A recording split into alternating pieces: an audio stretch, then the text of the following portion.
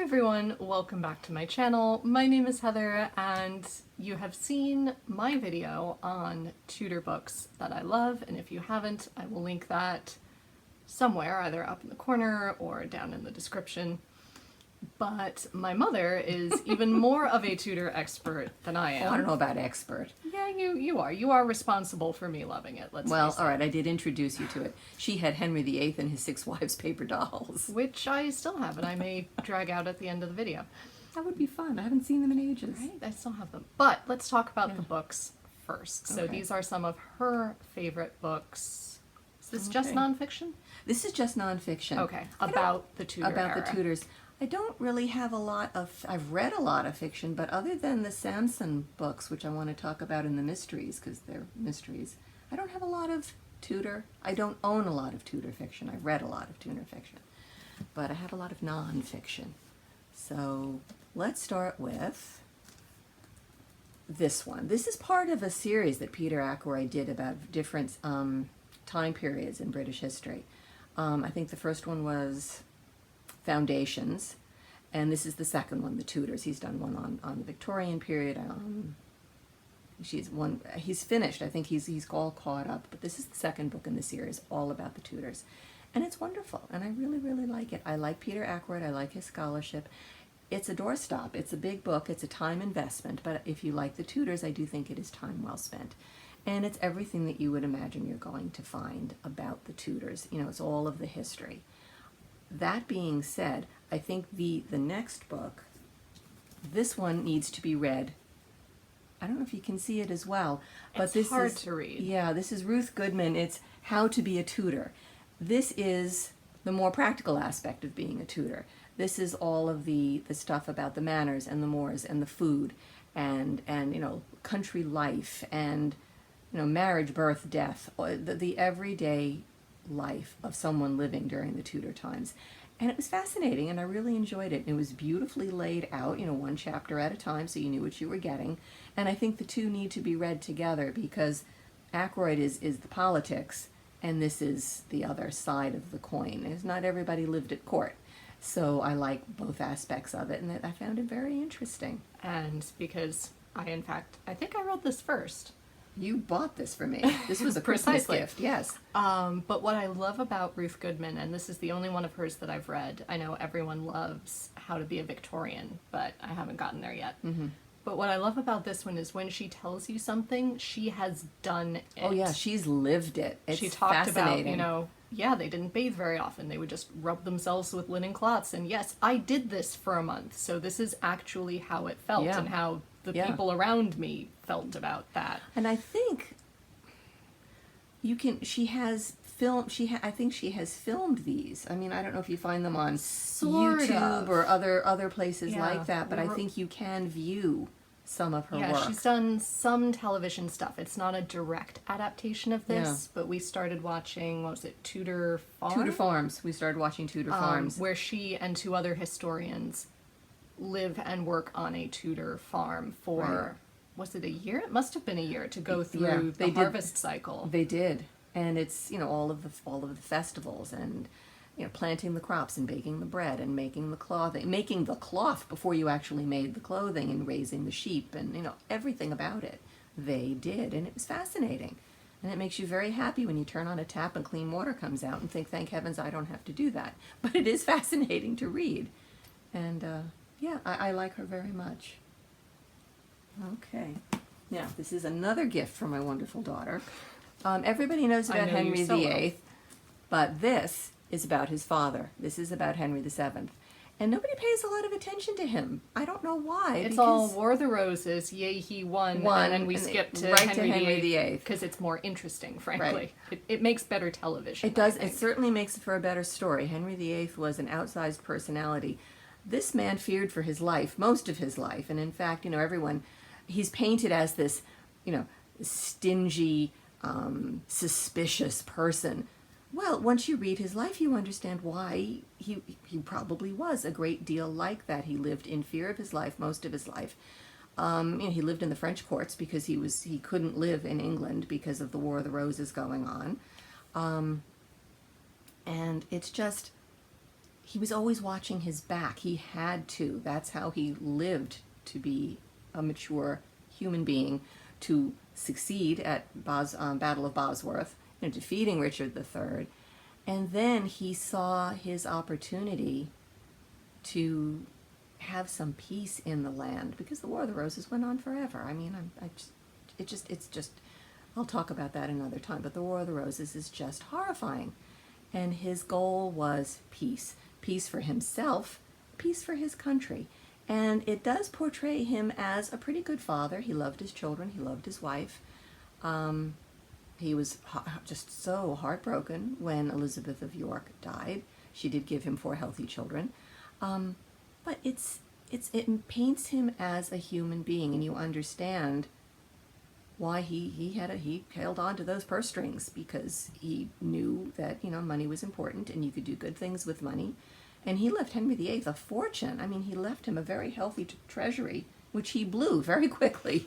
But that was Henry VIII. But it's worth a read. It's absolutely worth a read. I had not heard of Thomas Penn before. He's only written 2 books, this one and The Brothers York, which I have downstairs, which we'll talk about another time. That's a doorstop. That is a really big book. It took me over a month to get through that one, because it's the War of the Roses, and I still find it very confusing, although I think I'm doing better now. But this is definitely worth a read. And in fact, when we were in Bath a few years ago, there's a lovely little bookshop in Bath called Mr. B's, which is, you've got to go. If that's, I mean, yes, there's so Jane perfect. Austen, yes, there's the Roman Baths, but you have to go to Mr. B's. It's And like it's the so best close bookstore. to the Jane Austen Center. It is. It's right down the street. Around the corner and Yeah. down a little back alley. Right. And it's so wonderful. And they are the nicest, most wonderful people, and we were there at Christmas time, and what they will do is they ask you questions, and then they will find the perfect book for you. And I didn't really know what I wanted. I had already purchased another book earlier in our vacation, and I don't want to be bringing that many books home in the suitcase. Oh, I don't care. I know, you left your bathrobe behind to pack books, but nonetheless. Not on purpose, Well, but still. But it worked out. Anyway, so she's asking me a lot of questions, and she disappears, and she comes back, and she hands me this book, and I said, very well done. I said, but I already own that one. But it's a great store, and they stock wonderful things like this, and so I highly recommend that one. And this was something that I found amazing. When we started talking about doing this, I discovered I did not have a biography of Henry VIII, which I found absolutely fascinating. So of course I had to go out and buy this one. I know in the other video that I did, I said that Robert Massey and Antonia Fraser were my 2 favorites, and they are. They remain my 2 favorites. But I have to say, Tracy Borman is coming up. I really, really like her. I've read other things that she's done. And this is not only a biography of Henry VIII, but as the title suggests, the men who made him. So it's a great deal of information about Wolsey. Charles Brandon, who was his best friend and took a very active role in court and married his sister, which he wasn't too keen on at first. Thomas More and Thomas Cromwell. And it's really good. I'm really enjoying it. I'm not finished with it yet, but I'm working on it. Jane Austen July happened, so I've had to put him on the back burner. But you're halfway there. It's very, very good, and I'm really enjoying it. And I think, and now I won't remember the title, but I think this is the other book that I read. It was about Anne Boleyn. I don't own that one yet either, and I can't remember the title. But I think that's the one that I read, where it paints her not as this mean-spirited, conniving, witch who only wanted the crown and cast her spell and, did all of this, just it was this terrible, evil person. It casts her as a very intelligent woman who grew up in the court of, I think, Margaret of Burgundy first, and then she went to the French court. And she was a reformist, but she wasn't a witch, and she wasn't, that's just, trying to make excuses for Henry's behavior. But Tracy Borman wrote that book too, and it was really, really good, and I really enjoyed it. So this is not finished yet, but very, very well done, and very definitely worth the read. Good author. Now I have this one, and I'm of 2 minds with this one. I read it ages ago. David Starkey. It's The 6 Wives and the Queens of Henry VIII. And I've got another book. I've got the Antonia Fraser 6 Wives of Henry VIII. This is good too. David Starkey's kind of fallen out of favor, and I wish I remembered why, but he's not everybody's favorite flavor anymore. But it's a really good book, and I do like it. I still think Antonia Fraser is better, but it's kind of nice to read other things, other Two- perspectives. Yeah, two different views Two of different the views. same people, and Right. So I think he's very, very, his scholarship is good. So I would recommend him as well. Now these next two, I've been working on because things keep happening. You hold one, I'll hold the other. Okay. Okay. All right. We have the Thomases. We have Thomas Cromwell and Thomas More. And of course they were contemporaries. There we go. They hated each other. And so I thought what it would be fun is to read them at the same time. Read a little bit of one and then read a little bit of the other. I'm enjoying the Thomas More book a little better. That's another Peter Ackroyd. Dartmouth McCulloch he's also highly thought of. I'm finding it tougher going. I'm not sure why, because I do want to learn more about Thomas Cromwell, but you know, it's twice the size. I'm just having a harder time getting through this one. I will get through it. The parts that I've read I have liked. But it's tough going. It's very detailed. I think that's what it is. It's very detailed. He's very meticulous in his presentation. And sometimes that'll slow you down. But I do think it's worthwhile. We have another one at the library about Thomas Cromwell, and I wish I could remember who wrote it. An older book. This one I think is relatively new. The Thomas More, I think, was a book sale special. Mm-hmm. But I find that I don't like Thomas More very much. I had seen the movie A Man for All Seasons as a young person. You know, he's a martyr. But I'm finding I'm not enjoying him as much. I don't know if I'd want him over for dinner. That's kind of my yardstick. He would be a bit holier than thou about things. You know, he'd probably say a grace so long the food would grow cold. I mean, I don't know for sure, and I could be maligning the man, but I just feel like I think I'd rather have Thomas Cromwell over for dinner. I think he'd be more interesting. I don't know why. I just, yeah, I will let you know. Heather can let you know when I finally get through both of these what I think. Well, you can. Or I eventually. can. But I think they're going to be good reads, and I'm looking forward to them. For those of you who don't know, in our house, that's the measure for any biography. celebrity, any historical figure is, Right. would we like to have them over for dinner? Yeah, that is always, you know, if I can share bread with them, if I can break bread with them, that is my yardstick. And yeah, I've upset several family members when I've said, well, I think I'd like that one over for dinner, and they're horrified. But, you know, not like it's going to happen, but there we are. Now, this is a book that also Heather bought me because Heather knows me well, but I read it so long ago that I'm trying hard to remember, but I do think it's very important. It's all about, you don't think about there being a black community in Tudor England. But, of course, it was the beginning of a global society.